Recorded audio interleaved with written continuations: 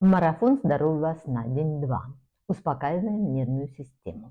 Вчера мы легли вовремя спать. Сегодня добавим ритуал, который помогает нервной системе мягко успокоиться. Задание на сегодня. Масляный массаж стоп плюс медленное дыхание. Что делаем? За час до сна греем немного кунжутного масла. Можно с лавандой. Массируем стопы. На подошвах проекции всех органов, особенно нервной системы.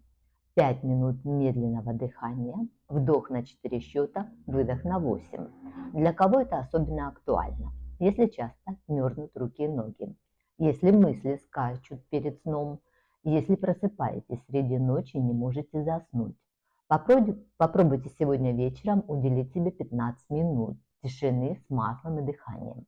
Завтра расскажу, как правильно ужинать, чтобы сон был глубоким. До завтра!